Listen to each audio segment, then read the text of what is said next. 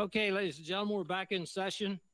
This time I would ask Mr. Dixon if he'll call our first case 6264, please.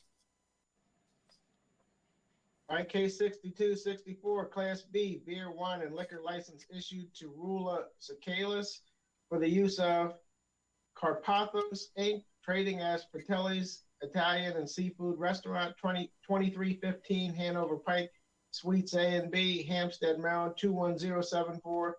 Violation hearing sale to a minor. In the file of this matter, we have the following documents. A November 13th, 2020 letter from Joe Vance to Rula Sakalis. A notice of intention to defend with the box checked, I do not intend to contest the alleged violation. Signed September 11th, 2020. Acknowledge receipt of the letter dated September 10th, 2020, delivered by hand on September 10th, 2020. There's a September 10th, 2020 letter from Joe Vance to Rula Sakalis.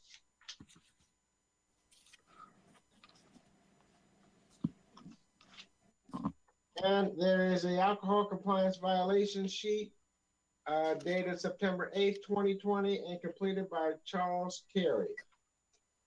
There is a document from Brian L. DiLeonardo's office, State's Attorney, and it's signed and completed by Robin Hogue. There's a photograph of the volunteer at a table with a bottle of Bud Light beer in front of him. There is a vertical Maryland driver's license that states the volunteer will be under 21 until 7/31/2021. I would ask that the file be entered into evidence. We'll accept that into evidence. This time I would ask all those who intend to testify in this case, please stand, raise your right hand, and be sworn in by Ms. Vance. Gotta stand.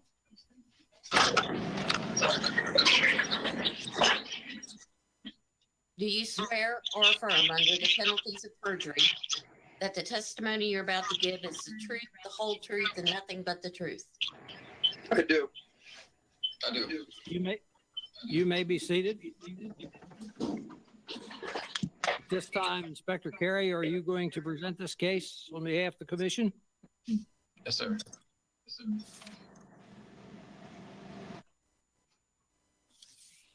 Ready to proceed? Yeah. Go. Good afternoon, Inspector Charles Carey with the Carroll County Liquor Board. On 8 September 2020 at 6 p.m., I sent an underage volunteer into Fratelli's restaurant to purchase alcohol. The volunteer sat down at a table and was served a 12-ounce bottle of Bud Light.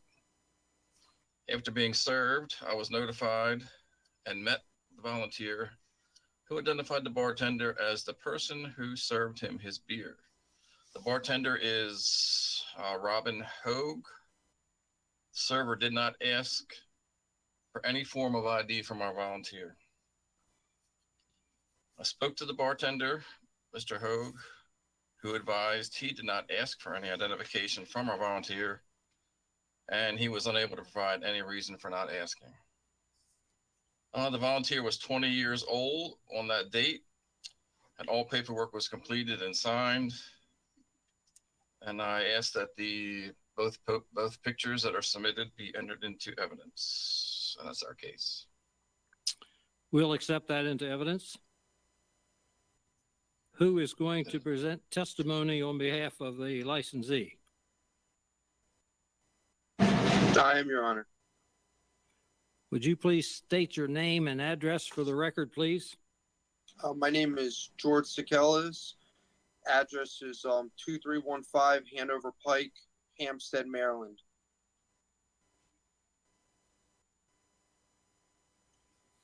And your position at the establishment is what? Owner. I operate the restaurant as owner and manager, sir. Would you like to tell us? The licensee is currently in Greece taking care of her mom. Yes, yes, Your Honor. My mom is the licensee. She is currently in Greece taking care of my ill grandmother, and she's going to be coming back in January. So I'm speaking on her behalf today. Okay, I just wanted to ascertain what your position was. That's fine. Okay. You may proceed and tell us what happened and what your, Well, Your Honor, there isn't many excuses for what happened. The staff needed additional training on IDing customers. I provided them since both the incidents. I've made both employees take the online classes to be TAM certified. One is in the process of completing it. The other has completed it. Robin has completed it, and Dave Ptolemy is in the process of completing the class. And there is no excuses here. When I questioned the staff on why they did not ID the volunteer, their response to me was that the volunteer looked over 21, and it was hard to tell because he was wearing a mask at the time. None of this is an excuse. They should have asked him to pull down his mask. They did not do that. They also did not ask him for ID when they were not sure if he was 21 or not. So it was, we definitely dropped the ball there, and that's not like us here to do. I usually run a really tight ship with IDing guests. Now I've trained the staff that it doesn't matter if they order alcohol or not. If they sit at the bar counter, immediately they must be ID'd, whether they're 18 or not. And I know the law says that they can be 18 and sit at the bar, but we're going to make it where to sit at our bar they must be 21 or older. The second incident did happen in the dining room, though it didn't even happen at the bar. The volunteer sat in a booth where Mr. Dave approached him, and he ordered a Bud Light, and he still served him a Bud Light without checking ID. So Mr. Dave is someone that's worked for me for 8 years, coming up to 8 years soon, and it was very disappointing for me to hear that. And both days, I wasn't present for the incident. One happened on a Monday and the other happened on a Tuesday. There's nothing more I can say than we dropped the ball, and I'm going to try my best so it definitely doesn't happen again. commissioners, comments or questions? Well, I guess my first comment, Mr. Sakalas, is that for our purposes right now, we're just concentrating on the first violation, not both of them at one time. We're going to do it one and then the other. Okay. So I have a question for you. How in the first violation, the clerk is Robin Hogue, and how long did he work? How long has he worked for you? He still works for you. Both employees have worked for me for 6+ years. Robin is coming up to 6 years. Mr. Dave is approaching 8 years in October. Okay, and I'm going to assume that this is the first time either one of them has failed a compliance check, or am I? Yes. No. This is the third time we have failed a compliance check, but this is the first time for each employee. Right. Okay, that's my question. Thank you. And you mentioned that your employees have taken an online alcohol management course. Is that right? Robin has completed the online alcohol awareness class, and Mr. Dave has signed up for it, and the class is taking place any day now. I'm not familiar with the date. Okay. I can find out. Mr. Dave is present here in the restaurant today. I could find out if you like. Well, that's not important. You know, I believe it, that he's getting ready to take it. Can you tell us who is conducting this online class that you're taking? The name of?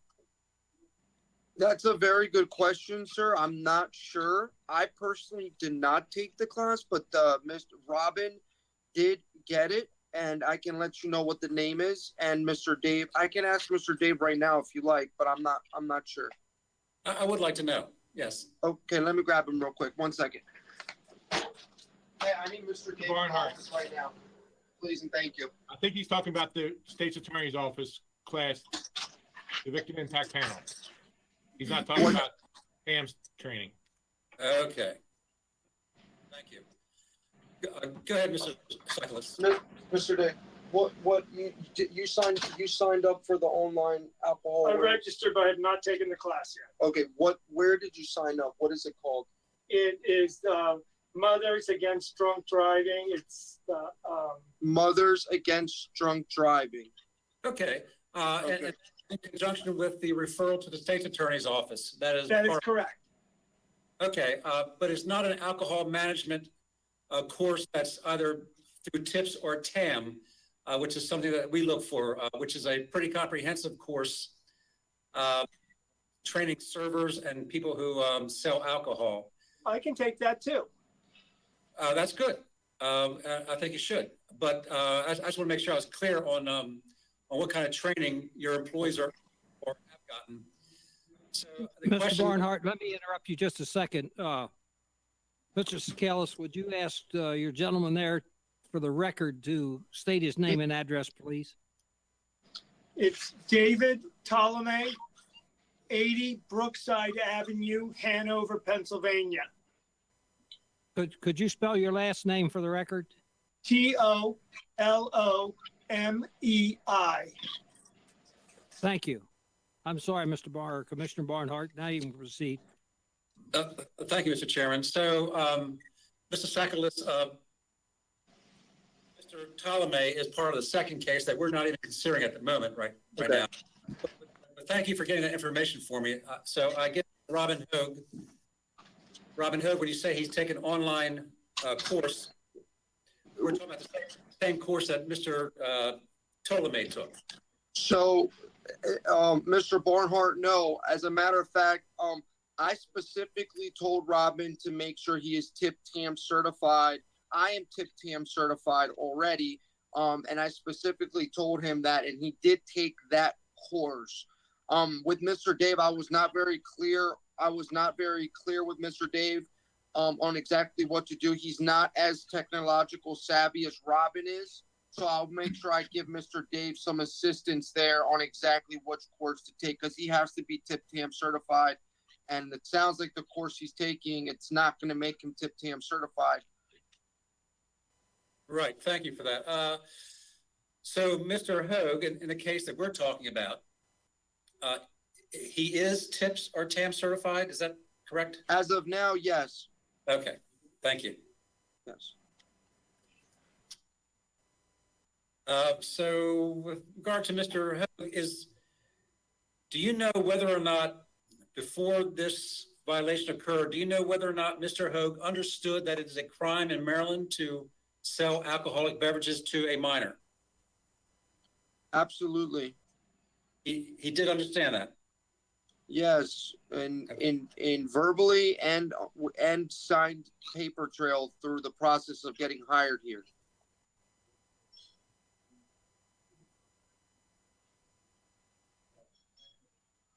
And yet he did not ask for an ID. Is that am I right Yeah, about that?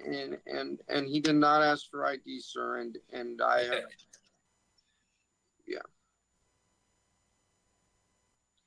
What is your policy with regard to vertical licenses? Our policy to vertical licenses is that when presented to a server or bartender, they must be given to a manager or me or anyone on duty where they are checked at that time.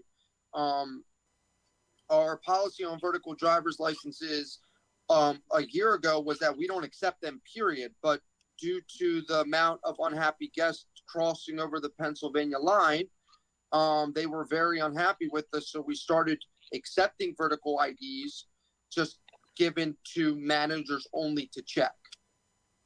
Okay. So you have a fair amount of customers who are from Pennsylvania. Yes, the amount of vertical IDs from Pennsylvania is very high. Okay.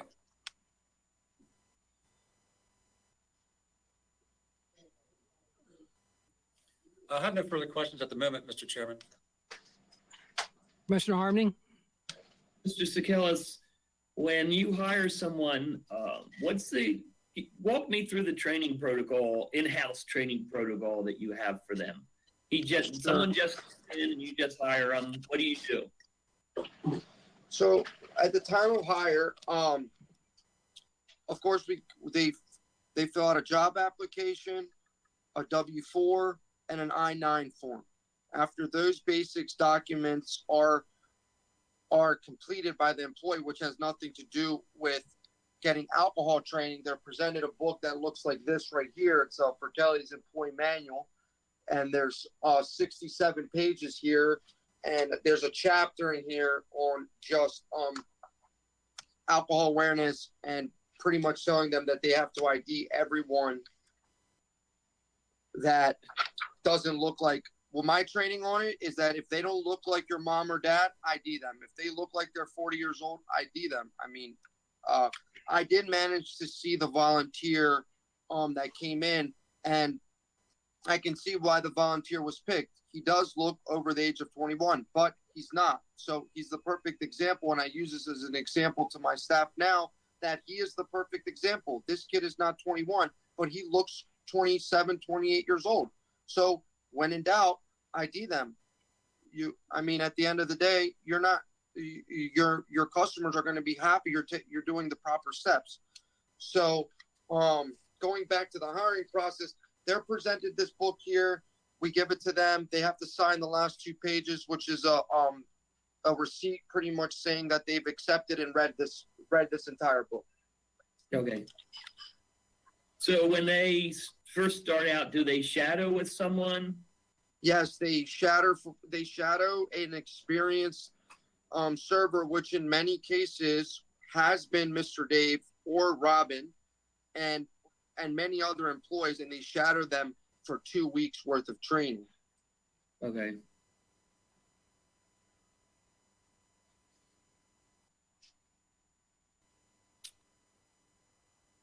Do you have signs in your restaurant that says we do not serve for under 21? We do. Would you like me to show it to you? It's a sign at the bar that says, if you are not born before this date, which today is December 9th, we cannot serve you. And that date changes every day, of course. When did your vertical license policy change? The vertical license changed in early 2019. Okay. And how many vertical licenses do you usually get there in a week? I would say, I can't put a number to it, but I would say they're about 50%. Our business here is split in the middle. We get a lot of Hanover crowd and a lot of local Carroll County crowd. So it's right in the middle. It's right in the middle, I would say. That's a lot. Yes. When I made the policy, I did not, it made me realize just how many vertical IDs are coming over the line. And as a matter of fact, I've met 27, 28-year-old PA residents that are still operating from a vertical ID, which to me is crazy, but it still is going on. So that's what made me change the policy, because they were really mad. They were leaving. I had customers walking out the door because I was refusing to serve them. And I said, wow, look at all these customers leaving. So I changed the policy to must be checked by a manager. Were you on duty? Were you on duty the night the first violation occurred? No, I was not. So how much are you in that restaurant? So I'm in the restaurant 6 days a week. I either take off Mondays or Tuesdays. Both cases happened on a Monday or a Tuesday, of which it just happened I was not there. But I'm here 6 days a week from open to close.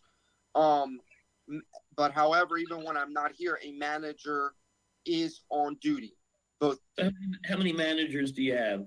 We have, well, if you include me, it's 3. So we have 3 managers. And are those managers TIPS or TAM certified? One of them is. Lazarus is.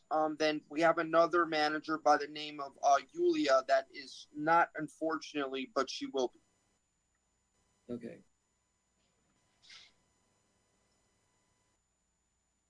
And you do not have a card all policy, correct? Excuse me? You do not have a card all policy. In other words, your policy doesn't require them to card everybody. We do not. However, I am open to recommendations, and if you would like me to start doing that, I'll get it started shortly after we get off the phone.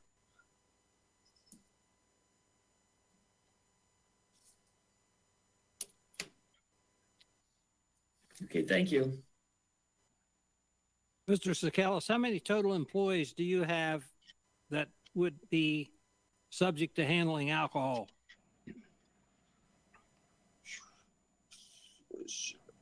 So when is transferring the alcohol from the bar to the table, do we count that, or are we just talking about the employees that are just pouring and making the drinks? No, the ones that would be responsible for actually making the drinks and serving the alcohol.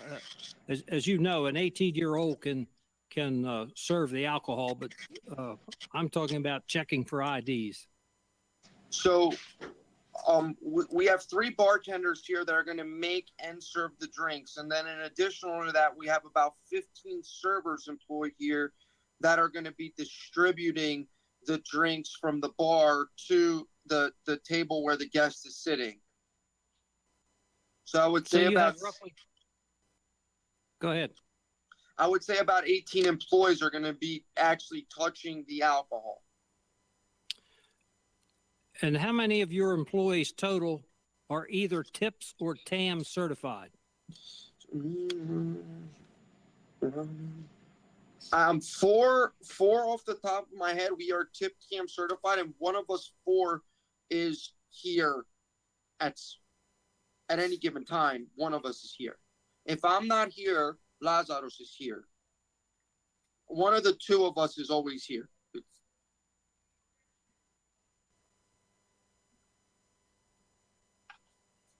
Mr. Sikelis, let me ask you a question. You did have a violation, sale to minor, back in 2018. Do you remember that incident? I do. I remember it very well. You were fined $400 from the board. Do you remember who the server was back then? Yes. Who was it? His name was Michael Connolly. He was a bartender that unfortunately stopped working here back in March when COVID first started affecting the restaurant business so hard. He hasn't worked here since March, but his name was Michael Connolly. Okay, and when that incident happened in 2018, what changes in your policy did you make to try to prevent that again?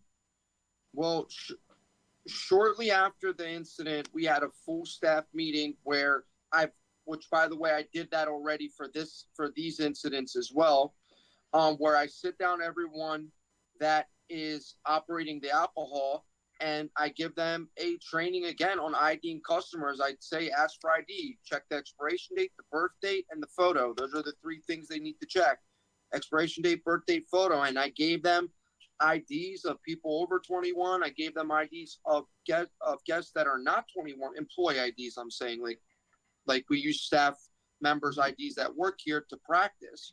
And I even got a couple PA driver's license too to show them where everything on the driver's license is that we need to look at, such as the birth date, which is the main one, and the photo, and of course the expiration date.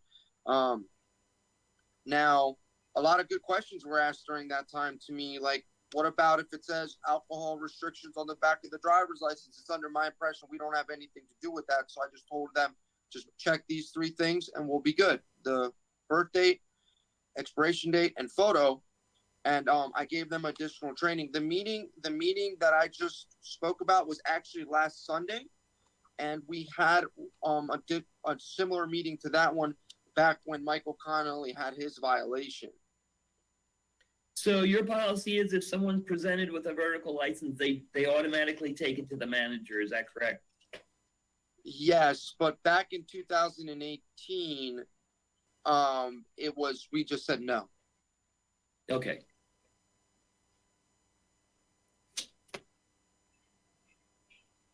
Any other questions, commissioners? Well, Mr. Sikelis, I'm looking at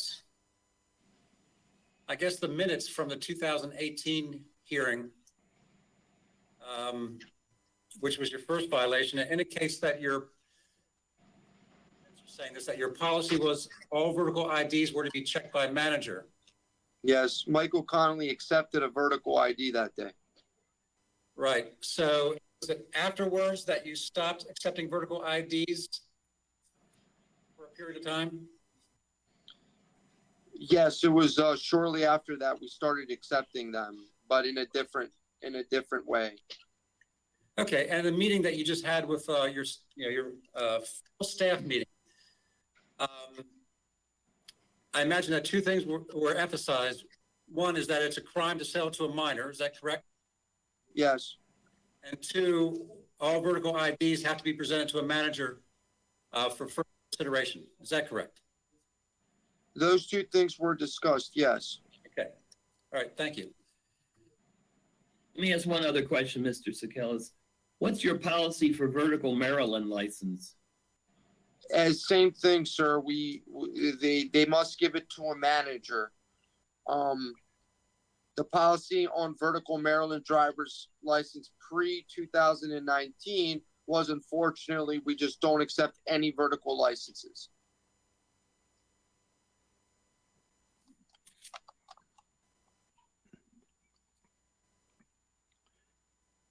Any further testimony or questions? I have no further questions, Mr. Chairman. I don't either, Mr. Chairman. If that testimony is concluded, and now we will move into a summation. Inspector Carey, do you have anything to summarize? No, sir. Mr. Sakelis, would you like to make any other comments or in summary for the first case of September the 8th? Yes, I would just like to say that I'm very disappointed in myself.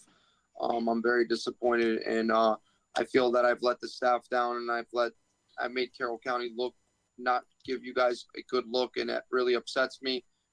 So I feel bad, and I'm gonna work harder on it. I'm gonna promise you that I'm gonna train the staff as best as I can. If that requires me to be here 7 days a week, I'll be here 7 days a week. But whatever it takes, and I'm really sorry again.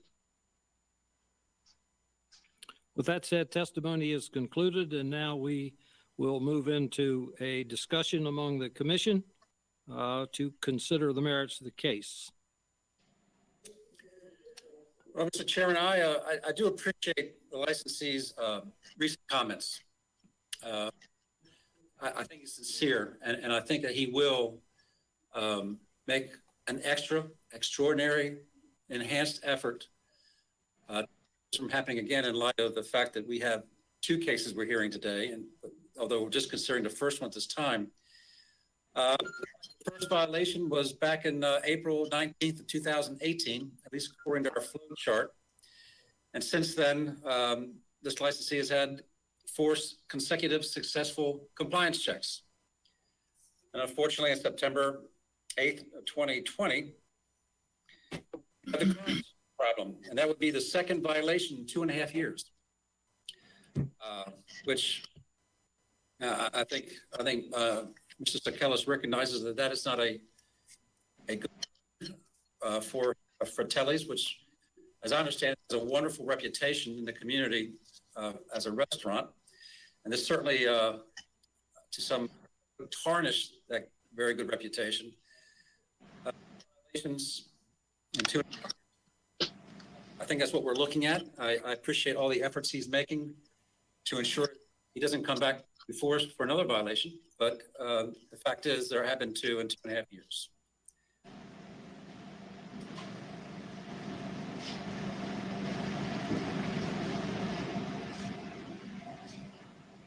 I have to say, Commissioner Barnhart,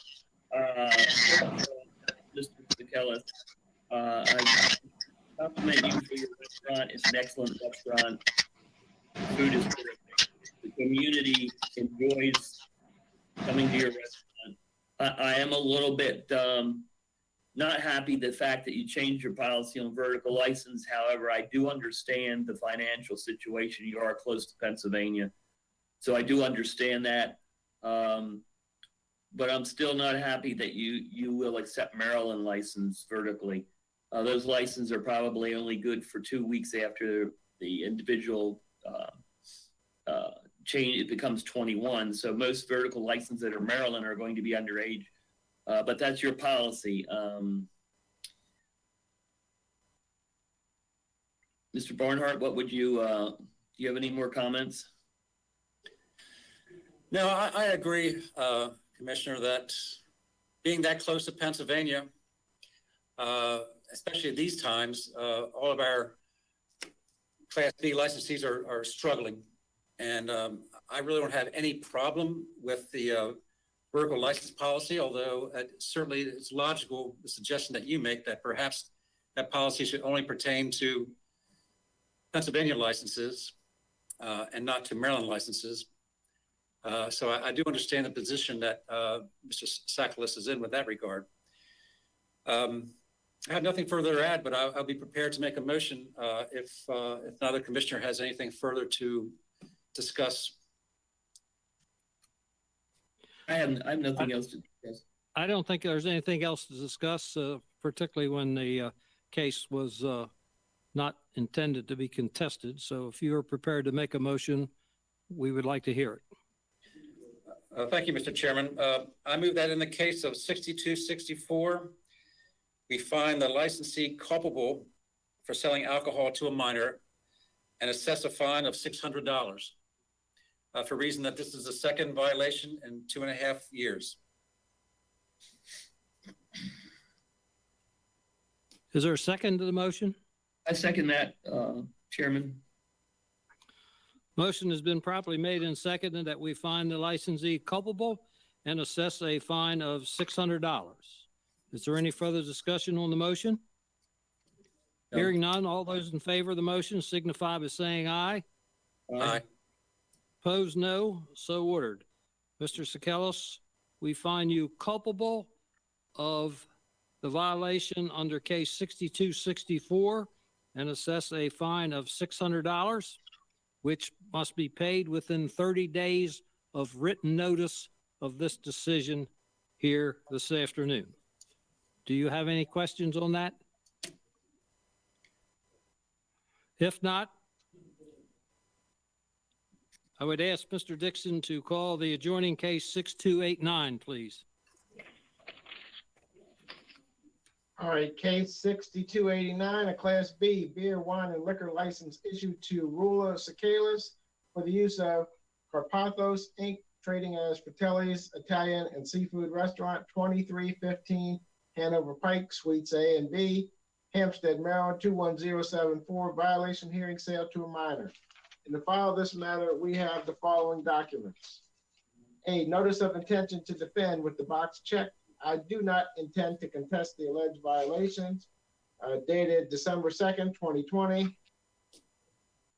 Acknowledge receipt of letter dated December 1st, 2020, delivered by hand on December 2nd, 2020. A December 1st, 2020 letter from Joe Vance to Rula Sakalas.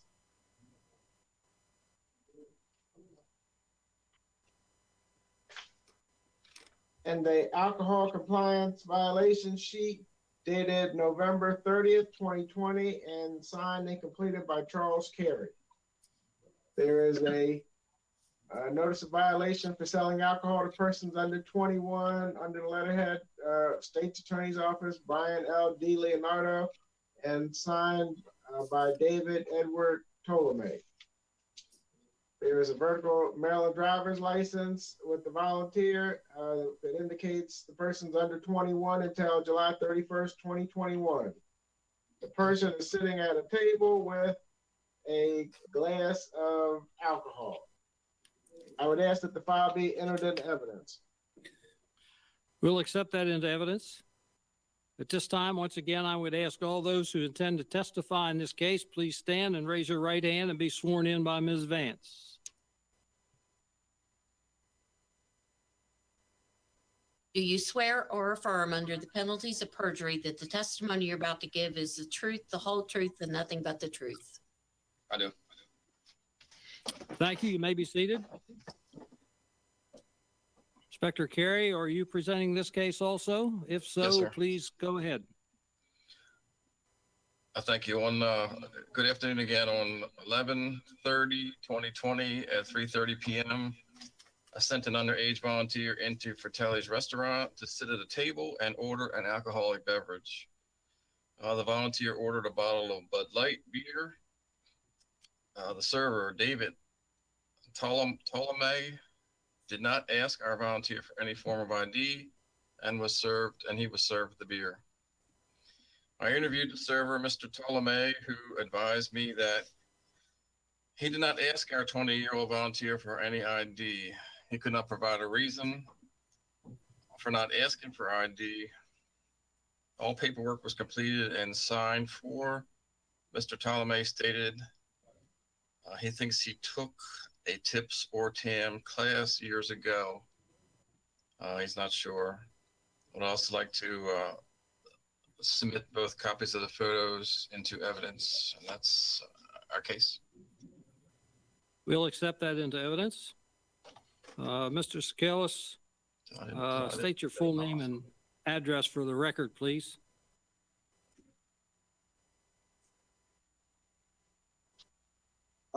Full name is George Sakalis. My address is 2315 Hanover Pike, Hampstead, Maryland, 21074. Okay, would you like to explain what happened on this case? Just for a little bit of clarification towards the end of the gentleman's statement there, Mr. Dave did take a TIP-TAM certification back in beginning of 2018. The reason why I know that is because the whole staff got the training where the restaurant paid for a gentleman to come in and give the whole staff this class. I'm also going to come in contact with this gentleman that comes into the restaurants and trains 10, 15 employees at one time. I'm not sure if he's still doing that with COVID, but if he is, I'm gonna get him in here to not only train me and the servers that made violations, but everyone operating with alcohol. As for what happened to Mr. Dave, again, there's no excuses. I really try to hold the highest standards possible and have a good reputation. But Mr. Dave, when I questioned Mr. Dave on it, his exact response to me was, I made a really stupid mistake and I dropped the ball. That's exactly what he told me. He says, I feel very stupid right now.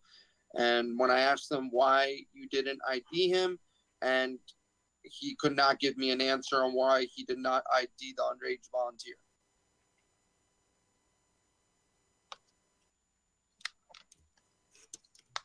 Commissioners, questions, comments?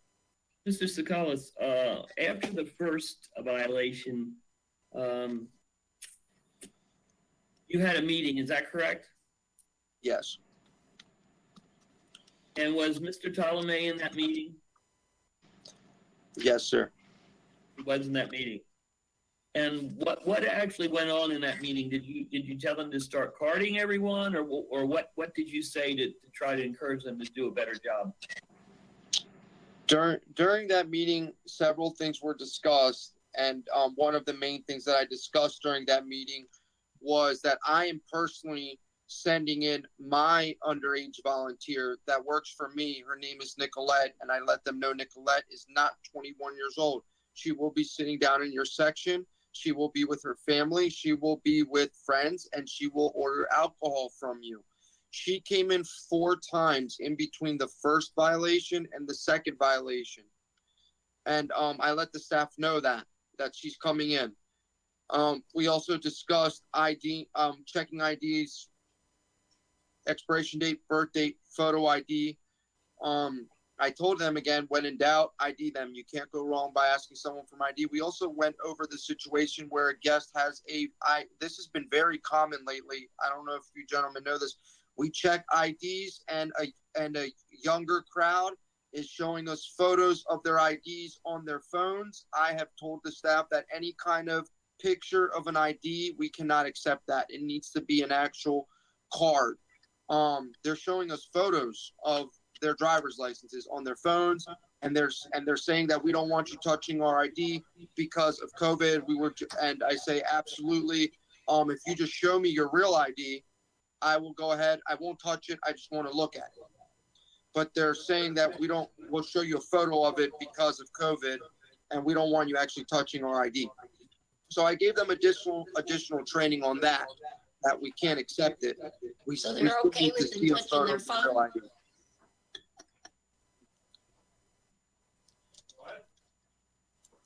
I'm sorry, could everyone hear me? Yeah, could you repeat Yes, the I'm last? sorry for the interruption. Just repeat what you just said.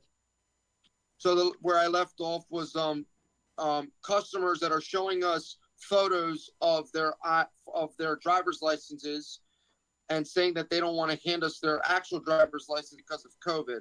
I gave them training on that. We gave them. I also let them know I'm going to be sending in my volunteer in effective immediately, and I did. And that was pretty much the meeting of the first one. I made a deal with the 19-year-old Nicolette that attends Manchester Valley High School. I made an agreement with her that I would buy her dinner if she came in and just simply sat down and asked one of the servers for a glass of Chardonnay, and she did.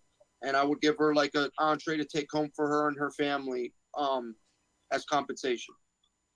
So did they pass that? They passed that challenge? Some did and some did not. But I corrected them. But for example, Mr. Dave was one of the people that were that ended up with my volunteer. And he did pass. I sent in my volunteer 4 times, 3 times of which the staff passed, and 1 time they did not. So your volunteer obviously had a Maryland vertical license. Maryland vertical license, yes.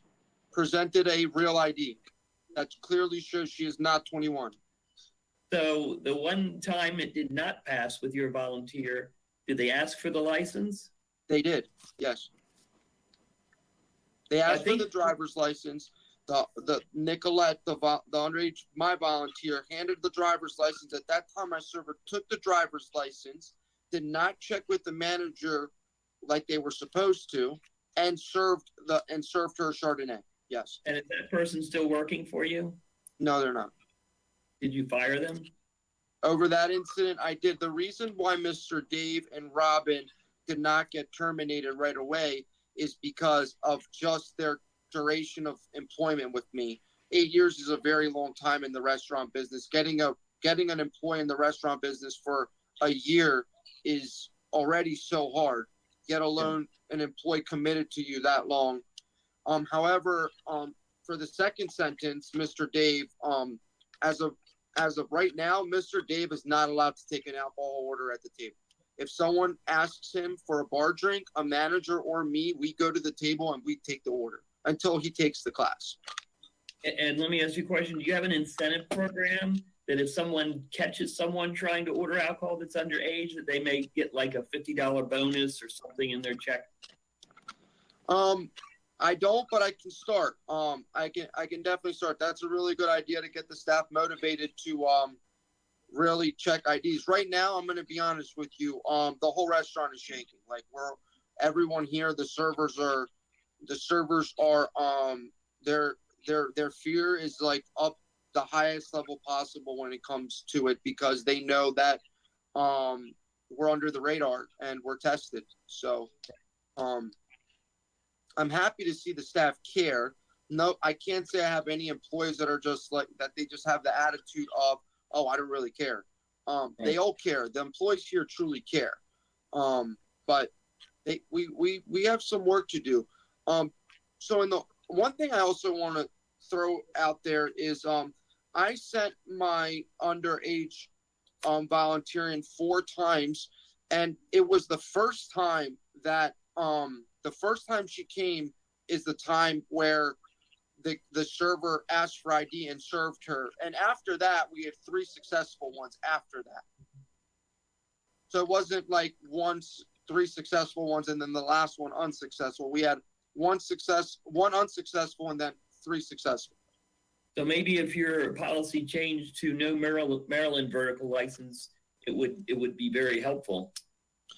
I agree with you. I was under the impression that if I can either not accept verticals or accept verticals. I didn't know that I had the ability to say I can't accept Maryland verticals, but I'll continue to accept PA verticals. But if that's the case, I think that's a very good idea, and I think it's going to make it very easy for the servers to just say, okay, this one's vertical, this one's a no, and just. Let's ask Commissioner Barnhart his opinion on on that, whether you could accept one state and not the other. Well, yes. Well, let's back up one bit. Accepting a vertical license from Pennsylvania or Maryland, you only accept it after you've checked the date. It's not a vertical license as entree to being served alcoholic beverage. You're presenting a vertical license, and the vertical license is being checked. So you're going to check either state, correct? The thing about it is Maryland and Pennsylvania have different laws with regard to the issuance and the validity of vertical licenses. In Maryland, a vertical license must be turned in within, I think, a matter of weeks, 2 weeks perhaps, I think. 2 weeks. As you mentioned earlier, in Pennsylvania, it's totally different. My opinion is you can make that distinction as a licensee in Maryland, because I think it would be reasonable since they have different laws in different states. And also, you would probably get, percentage-wise, very, very few Maryland vertical licenses as compared to Pennsylvania. So I don't think it'd be detrimental to your business, frankly. Okay. And I think Commissioner Harmening's suggestions are very good. I do have a couple of questions about the customers presenting their IDs on their phone. How often does that happen in a month to you? Last weekend it happened 4 times. Really? Last weekend. And did you turn them away? Every one of them myself. Yes. But what I did not do is actually check the birth date and examine the ID. I just saw a photo on their phone and immediately just said, unfortunately, I can't accept it. Right. Well, I think that's smart on your part, frankly. I even made a comment to the young ladies at the table. I said, I don't know. It's not a big deal if you just show me your real driver's license. I mean, it's practically the same amount of work. I made a comment and they said, no, due to COVID, we'd rather keep our personal belongings to ourselves. And then I said, not a problem. Not a problem, no service. No service. They ended up getting a glass. They ended up getting cherry Coke and something else. They did not get alcohol. Okay, all right. Maryland license expires 60 days after you turn 21. 2 months. But you can still carry an expired Maryland license and try to present it to somebody. I'm sorry. Could you say that one more time? Well, I was actually talking to our inspector. Even though the license expires in 60 days, someone could still carry it around, right? And offer it as identification. They can, and MVA cannot get an appointment. You can get an MVA letter saying the license is valid. They haven't issued a new license yet. Okay. Thank you.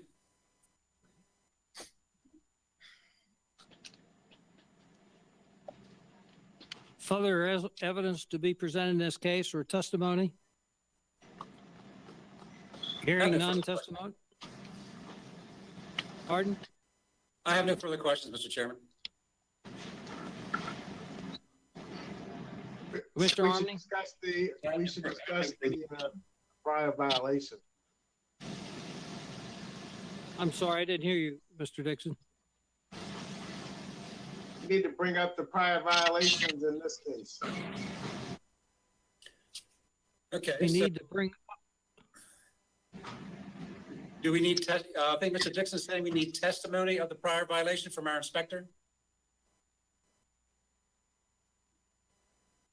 But it just needs to be considered, that's all. we Right. need to, This was his second.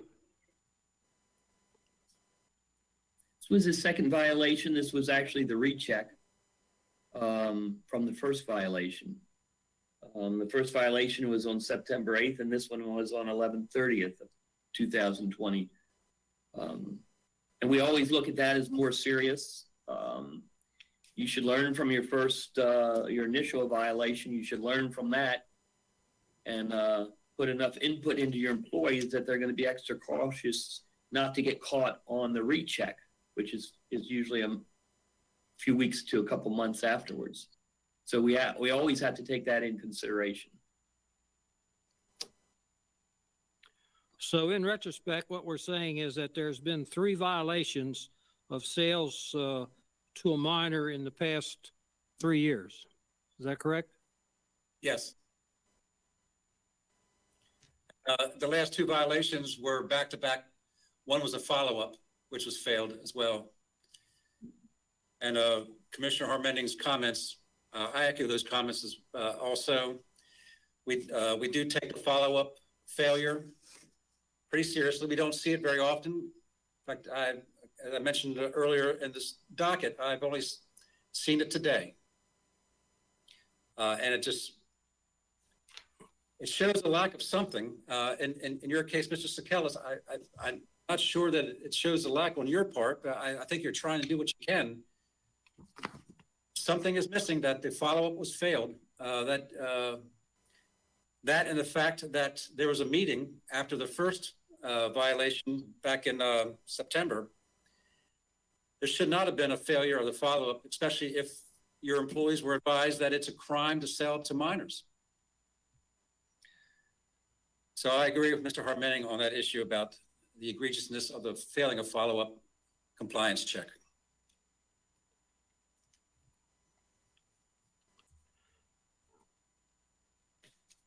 Hearing no other testimony, testimony is now closed, and we will move into a summation.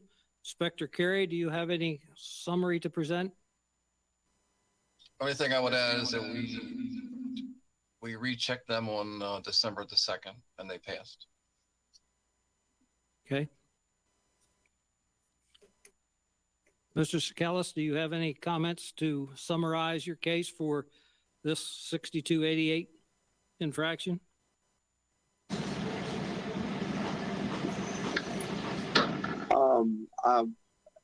I would just add that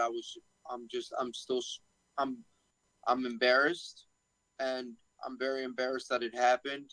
And like I said, I really try my best to hold the high standards possible. And when this happens 2 times back to back, it doesn't look good. And I'm embarrassed that it's happened to my business, but I'm going to keep trying the best I can and train the employees, get them TIP-TAM certified, every single one of them, no matter how much it costs. And with your permission, I'm going to start refusing the Maryland verticals, but continue to allow the PA verticals to be served as long as they are 21 and a manager checks them. Is that okay to do? Mr. Sikelis, it's your operation, and as long as you abide by the rules for alcohol sales of the state of Maryland and the local Carroll County rules, that's your policy to make. We recommend many different policies in various different situations, but we strongly encourage you to adhere to those recommendations, and if you so desire, that's your decision to actually make. Okay. Thank you. At this time, all testimony is closed, and we will move into a discussion of the validity of the violation and possible resolution of the case. My comments would simply be that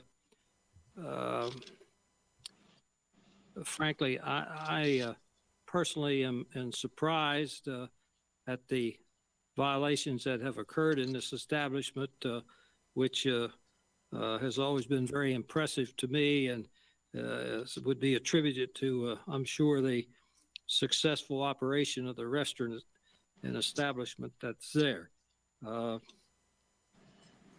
Violations this close together certainly raise a lot of questions. I know that the licensee and the managers and owners can only be doing so many things at one time, but it's imperative that all of these employees and anybody who is associated certainly understand and adhere to the rules and regulations as set forth. So with that being said, commissioners, I'd be interested in hearing your comments. I have to say first, Mr. Sikelis, is that you do have an excellent restaurant. I thank you, and the community thanks you for being part of it. Food is great. I've been there many a times. But there are some things that worry me about this case. And to be honest with you, we don't see this too often. This is the first day that I've actually seen multiple cases where the rechecks fail, as well as the first time that they check them. So that's important. The important thing that we have to take in consideration. We always think there's not much done after the first violation. There could have been too much done because they reviolated again within a month or two. So we take that in consideration too when we make our final motion. Mr. Barnhart. I agree with everything that the chairman has said and also Commissioner Harmening has said. And I will just be redundant to repeat my thoughts. You know, three violations of selling to a minor within a 3-year period. And as Mr. Harmening said, the follow-up was a failure, which is, in my opinion, very troublesome. The other thing is that we always usually consider worse is when they're not even an ID asked at all by the server. They didn't even ask for ID. That's not very good. It's pretty bad. With all that said, I would be willing to make a motion if the chairman agrees with that. I think a motion would be in order. My motion would be to find Mr. Sikelis, culpable in case 6289 in the violation of sale to minor, and I would make a motion to fine him $1,400.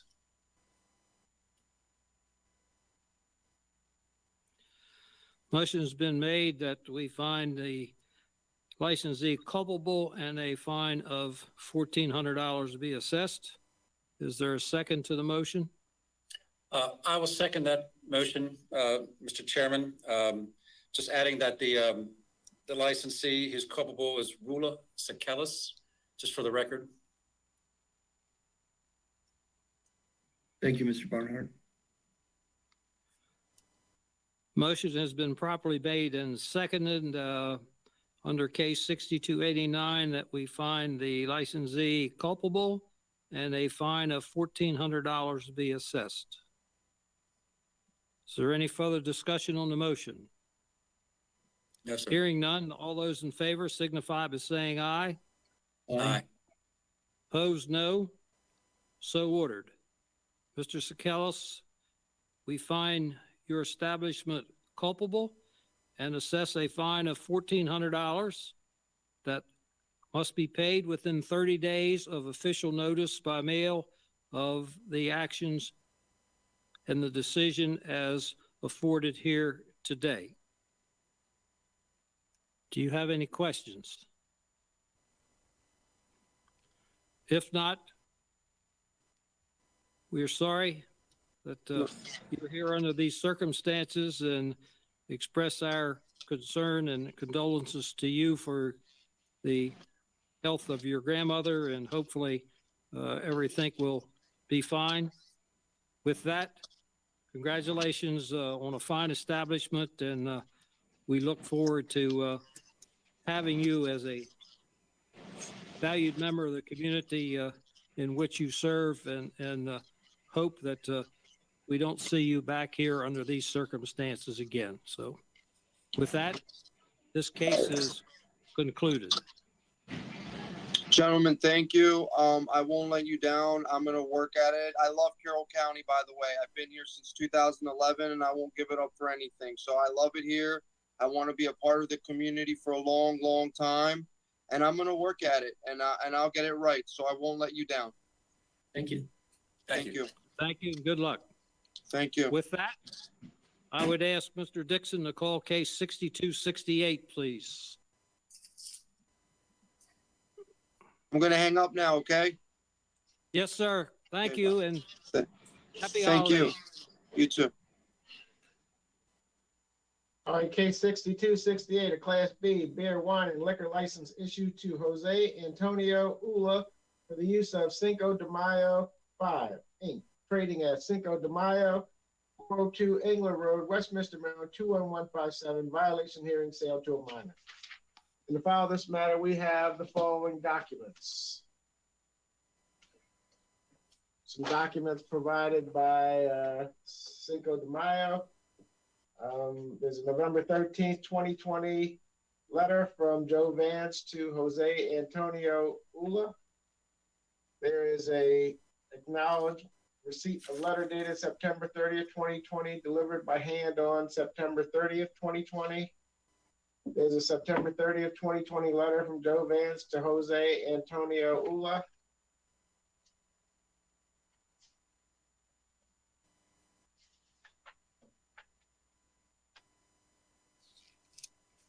There is a document from the state's attorney's office on that letterhead from Brian L. D. Leonardo, state's attorney, and it's signed by, looks like Rosa Garcia.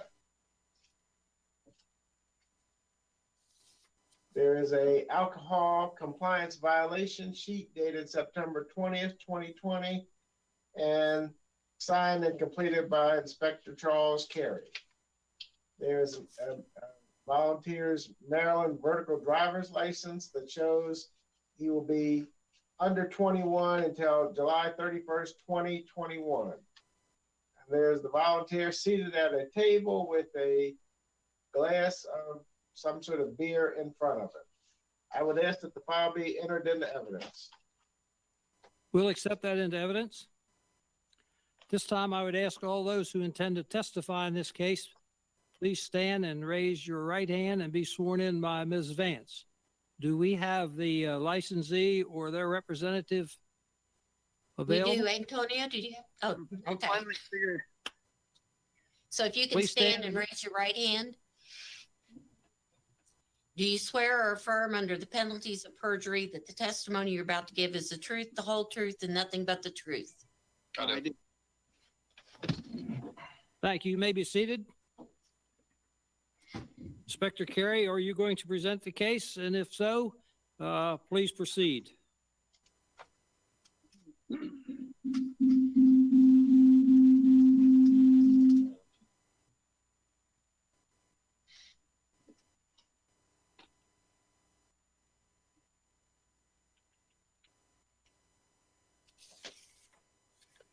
Are we on? Inspector Carey? Sorry, I missed that. Good afternoon, Inspector Charles Carey from the Carroll County Liquor Board. On September 29th, 2020 at 4:25 hours, I had an underage volunteer who was 20 years old enter Cinco de Mayo, located at 402 Anglar Road in Westminster, Maryland. I had the underage volunteer purchase alcohol. The volunteer was served a draft beer, which was Bud Light draft beer. The server did not ask our volunteer for his ID. I'm sorry. Let me correct that. The server did ask for our volunteer's ID and returned the ID to the volunteer. The server was Rosa Gomorrah. I spoke with Miss Gomorrah, who stated she asked for ID and looked at it, but did not realize the volunteer was only 20 years old. Miss Gomorrah is also TIPS certified. All paperwork was completed and signed. And we, we would like to submit the two photographs into evidence. We'll accept that into evidence. I got the- At this time,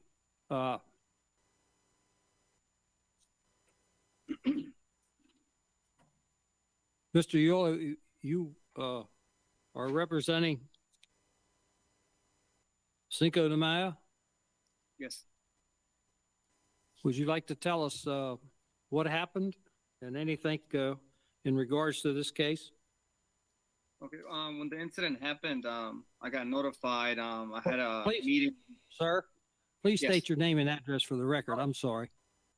Jose Antonio Ulloa, 2150 Warm Forest Drive, Finksburg, Maryland, 21048. Thank you very much. Now, just go ahead and tell us. So when the incident happened, I got notified. I went to the restaurant and I talked to the manager that was in charge, and he basically told me what you guys just said, that, you know, she carded the ID and she gave it back. And then she went to get the beer, and she came back and asked him for that ID again, and she gave him back the ID twice. So and after that, you know, obviously you guys came in. She started you know, crying and all this, and she ended up quitting. And so the next morning I met with Keith at the restaurant and kind of went over things, and he gave me the letter to sign, and that's where we left it. But after you know, we have a policy program. I sent that into you guys on Monday. Basically, that she signed the contract of our alcohol rules. Basically, you know, no vertical IDs, and you know what IDs are valid, what are not. You know, we have an incentive program that if you pass, you get $100. You know, I do that for them to motivate them. And she basically told me that she was going through, her parents weren't working with COVID and all this, and she was stressed and school and all this. And anyway, so she ended up quitting. And I guess after a few days, a week later, she contacted the manager. She wanted to talk to me, that she was sorry that she was going through her family was struggling, and I told her I couldn't take her back. But anyways, after I talked to the guy that helps me get my liquor license, Martin Johnson, and he basically he told me the people that mess up once, it's really hard for them to mess up again. So this might work out in a good way in the long run. So I told her that she couldn't work till she got another tips certificate, but through Martin Johnson, which I do for all my restaurants. And because tips, it's too generic. So when Martin Johnson does my courses for the restaurants, everybody in my restaurants tips certify, or I'll call awareness certify. And she did it. And after that, I think it was 6 got caught till when I rehired. So she, I think, learned for basically over 30 days. You know, it was a big mistake on her behalf, and so I decided to rehire her. But you know, we have policies in place. I'll also send an email with pictures where we have displays that say no vertical IDs. We have it on every POS station. We have it on the front of the restaurant. And you know, we have our policy book. And so, I mean, we try to do as much as we can. She, I guess, I'm not saying I'm on her side, but she was having a bad day. She got punished for it. And all I can say, I'm here, I'm sorry, but I do try my best to have everything in line with checking IDs. Oh, and she has 2 certificates, tips awareness and tips certified. So she had done it before. I guess she just was out. She wasn't on it that day.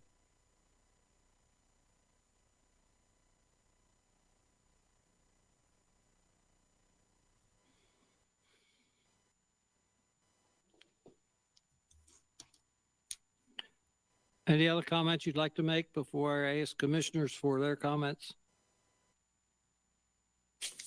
No, that's it. Sir, I have a question. You provided us with a number of photographs and depicting various things. I want to go to the Maryland Alcohol Service Training Seminar. And you had mentioned that, I didn't quite catch all the information. Who conducts this seminar? Someone who you work with in other restaurants? For me, I do Martin Johnson.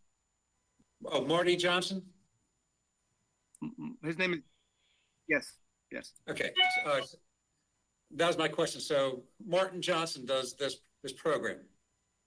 Yeah, for me, but the one she did before she started working with me was through tips. And I never liked those courses because they're too generic. Right. And you decided to take her back for, I think for good reasons, but you required that she take this course before she could start working again. Yeah, and I think from the day that she got in trouble to when she started working, I think it was over 30 days. So it was a big, it wasn't just a few days, it was over a month. Right, and looking at the minutes from your prior hearing for your first violation, you had testified that you had a $100 incentive program for catching underage patrons, and I think you testified that you still have Yes. that, right? Yeah. And how often? I sent Go ahead. excuse me. I sent that on the email on page 3. It says there the program we give $100 if you do pass the ID check. And how many $100 incentive bonuses have you given in the last 3 months? I think one time, because after we got in trouble on the 28th, they sent somebody in there a few weeks later and we passed it. And we had a meeting and, we give the $100. We have a small meeting and we make it public to every server. It's more to motivate everybody and just to check ID. It's something simple and they make, $100. Okay. Since the 20th one time. But before then, I've passed maybe 15 times. I've done it since we've been open at this restaurant, since every time we passed. So it's been I've had this for years. Right. And also at the last hearing, you mentioned putting up signage about vertical IDs.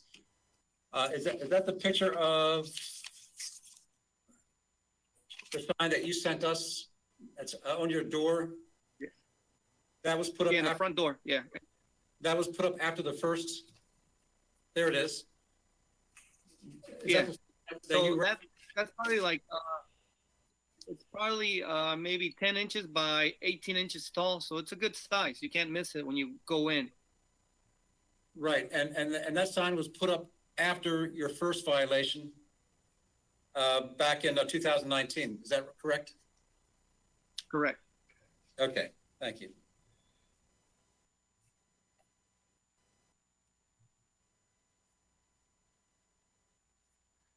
That's all the questions I have at this moment, Mr. Chairman. Commissioner Harmening? How many prior checks have they passed?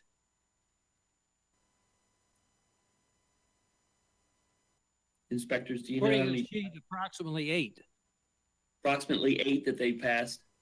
How many checks have they passed? Oh, yes. Looking at my flow chart, It's gotta be 12, including 12 the they passed. recent one. 8, 9. Okay. there have been, wait a minute, 12 Cinco de Mayo? 1, 2, 3, 4, 7, 8. I have 8 consecutive successful Yes, checks. correct that to 10. I'm sorry. I have 8 successful. You have a different flow chart than what we have then. The one that was given to us just several days ago or today shows 8 consecutive.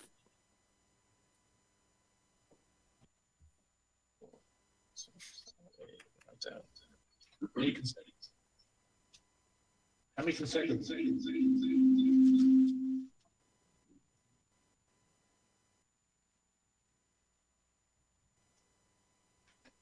Chairman. Commissioner you're Harmon, correct. you have the same chart that Commissioner Barnhart and I have, I have the same one you have. and it counts 8? That's what it looked like. That's why I was wondering if that was correct. Second one between the violations that they have. Yeah, we have 8 consecutive successful checks, and then there were 2 following failures. Tell them that. Don't tell me that. They're trying to talk to you. You're not answering them. Yes, that's correct. It's going to be 8 in between both violations. Between the violation on 12/30/14 and 9/25/19, there was 8 consecutive checks that they passed. Right. Thank you. Okay, let's go with that and proceed. Okay, so you had a hearing also back in March of 2015. Was that actually a 2014 violation that you I know don't of? recall. I don't recall. I know we had changed the resident agents at that time. I don't have it in my notes. Either Could have. I know when we opened. Inspector Carey or Mr. Benford, Inspector Benford, with that March 11th, 15 fine that he was fined, was that actually a 2014 violation? It was 12/30/2014 was the violation. Okay, I just wanted to make sure that's what that was. All right. So you made changes between your 2019 violation to this last one, and all the signage and all of that. That was all done between 2019 and now. Yeah. Okay. We like I said, we're pretty, when it comes to checking IDs, we have a very good program that Martin Johnson has made it better every year. Every time we do a new course, he gives us, hey, this is what you have to do. And we always add things to our booklet, our alcohol awareness classes, our policies for the restaurant. We constantly are adding things to it. So that's all I can really say. But I don't know why she would mess up, and the guy before doesn't work with me, the guy that messed up the previous time. With her, with COVID and everything, I felt I kind of obligated chance to make some money because she's struggling. So, but every time you guys send somebody in, we have meetings constantly, but the good meetings, the happy meetings are when, you guys send an under guy, and the guy makes $100 and everybody's smiling. They're motivated. Those are the we like, not the ones who are trouble and everybody, upset at that, But, And how long had Mrs. Gamosa work for you?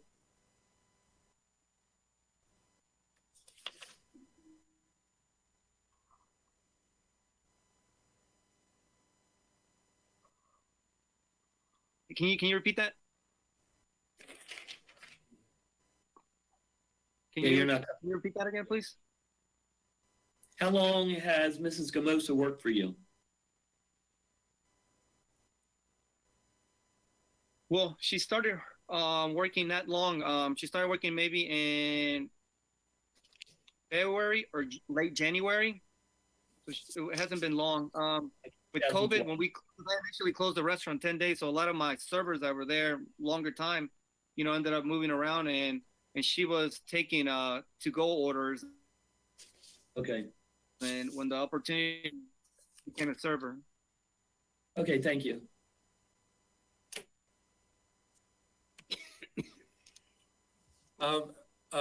Sir, Ms. Garcia, was she referred to the state's attorney's office? Do you know? I don't think so. Okay. We have a program in Carroll County when a server serves underage people, that there's a notice given to the state's attorney's office, and they can enter a deferral program where they just get online education, I think from Mothers Against Drunk Driving. It's a program that we've had for about a year, I think. And do you know if she went through that program or not? Or maybe Mr. Benford, or do you know? Yes, she was It's in the issued file the notice. paperwork, and as of this date, she has not completed the program.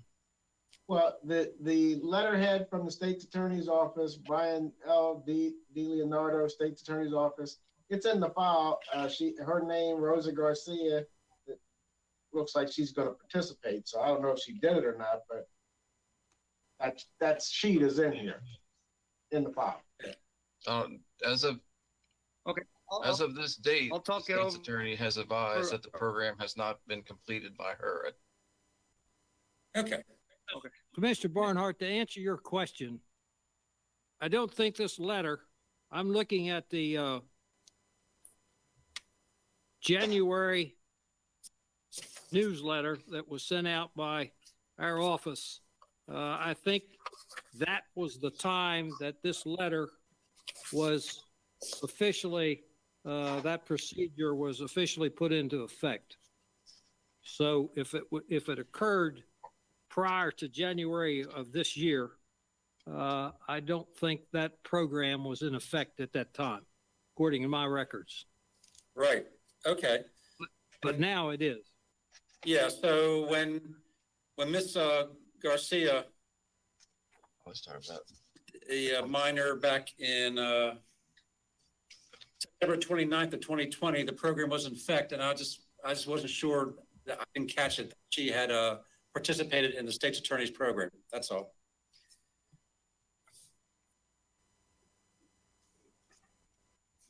Any further questions or comments? No, sir. If not, testimony in this case is now closed, and we will go into a summation phase. Inspector Carey, do you have any closing comments? no, sir, not at this time. Mr. Jose, do you have any closing comments? No. Therefore, evidence and testimony is closed in this case, and the commission will now decide the merits of the case to come to a conclusion. As far as I can ascertain here, and you all can correct me if I'm wrong, this would be the second violation, case 6268 violation would be the second one in approximately a year. Is that correct? Yes, sir.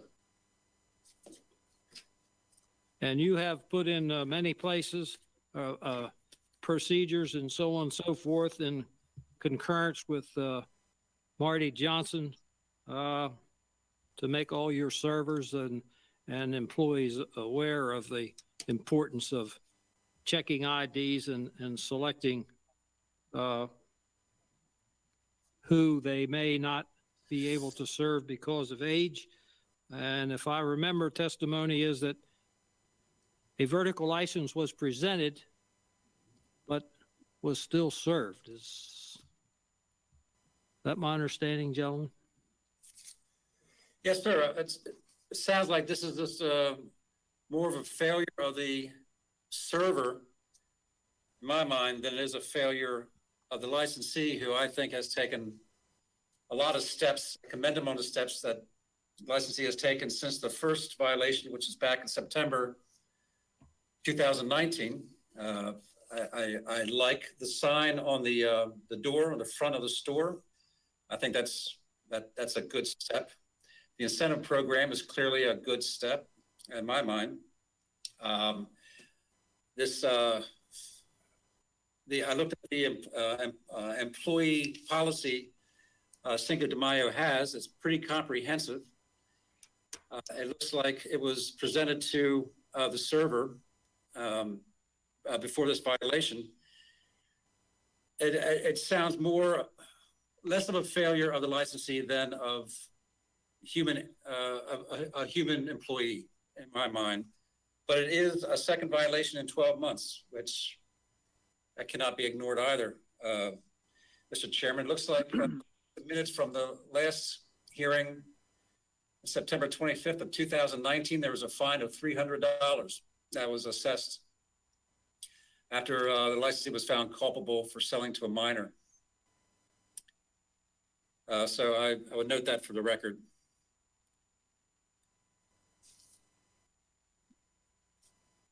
Commissioner Barnhart, I would agree with you. I think this is a situation where the licensee is not the person at fault, but it was the server, and whether the server was under some underlying pressure and she just got sloppy and served the minor may be the case. But I totally agree with you.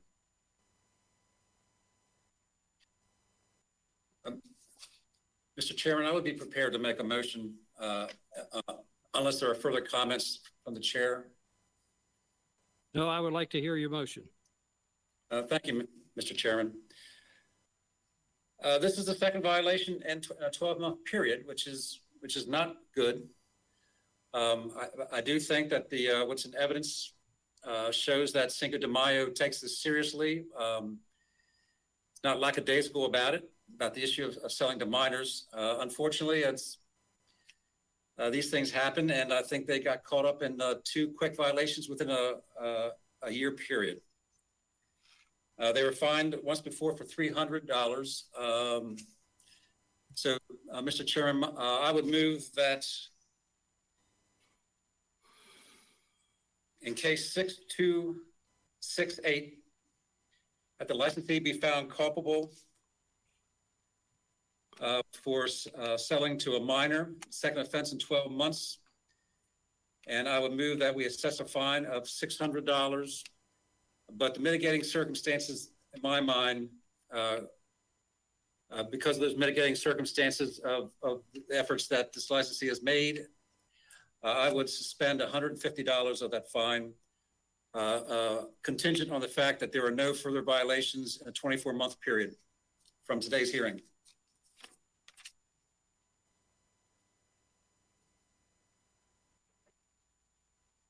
Is there a second to the motion? I'll second that, Chairman. Motion's been properly made and seconded that we find the licensee culpable and issue a fine of $600, of which $150 would be suspended if there are no violations in the next 24 months. Any further discussion on the motion? No. No. Hearing none, those in favor signify by saying aye. Aye.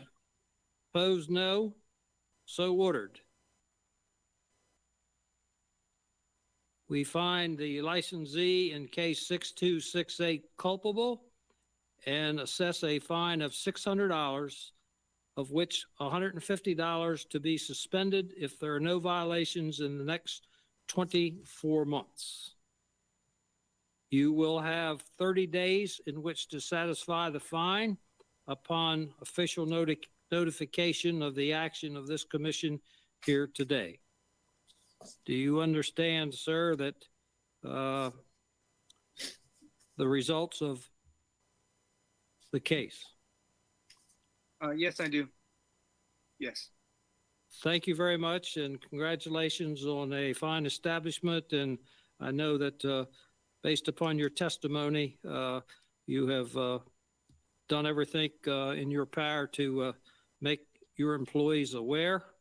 And if those 8 successful cases or successful checks, it means that there's been about $800 in awards presented to your employees. So congratulations and best wishes for a holiday season.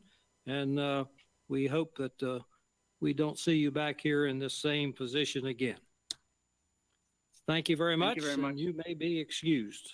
Hey, Antonio, Thank are you very gonna be in a restaurant tomorrow or Friday?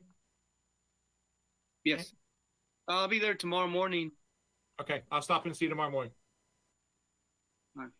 Thank you. Bye. Okay, our case 6263 has been postponed at the last moment due to the the COVID-19, which has been verified with the health department. That concludes our list of cases. Back to our official business agenda.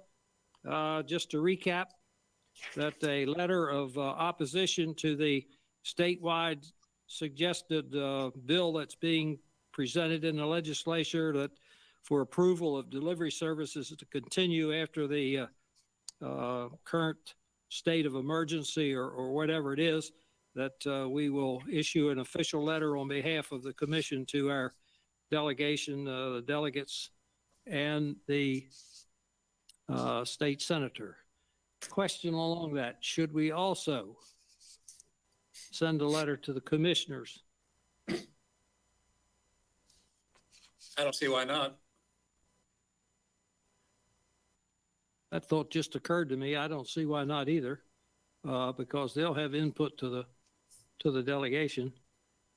I would agree with that. So if all three of us agree, Mr. Dixon, we would ask that if you would prepare a letter with all the legalese that's necessary as to the possible legislation number and so on and so forth to all of our Annapolis delegation as well as the county commissioners. And let me know. I'll be glad to sign it on behalf of the commission. And as for the beer and wine sales in grocery stores, the information that's been given to us, perhaps we can wait until our January meeting to see if anything further has advanced on that. Keith, is that what your concern was, or not concerned, but that's what your understanding was of the latest information that we have? I'm gonna wait till they make the draft, they draft the bill, and then once I get copies of the draft, I'll send it out to everybody. Okay. Is there any other old business? Any new business? I just want to We confirm check- that we're meeting January 7. And possibly the 8th, if needed, at the community college. And Keith will send us later information as to exact time and location and so on and so forth, I take it? 10 a.m., K100, same place we've had the training seminars the last 2 years.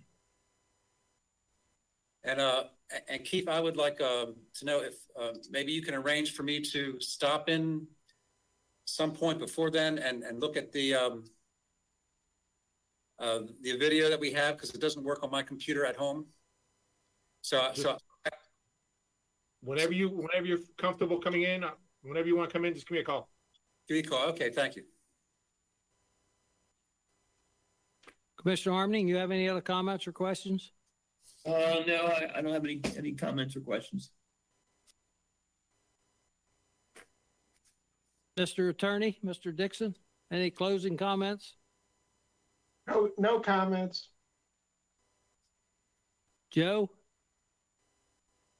No, I've made more than enough comments today. We heard them all. Just one correction, Ms. Vance. The official business agenda says that our next meeting will be Wednesday, November the 18th, 2020 at 10 a.m. in room 004 of the county office building. I think that is meant to read January 13th, 2021. You are absolutely correct. That is what it was meant to read. Okay. 2 for 0 today. So we'll see everybody on the 7th Yes. and later on January the 13th. If there's no other business to be brought before this august body, we stand adjourned. Happy New Year, Merry Christmas, and all that stuff to everybody. Stay Thank you. safe. Thank you. Thank you. Good That's it. holiday. Thank you. you.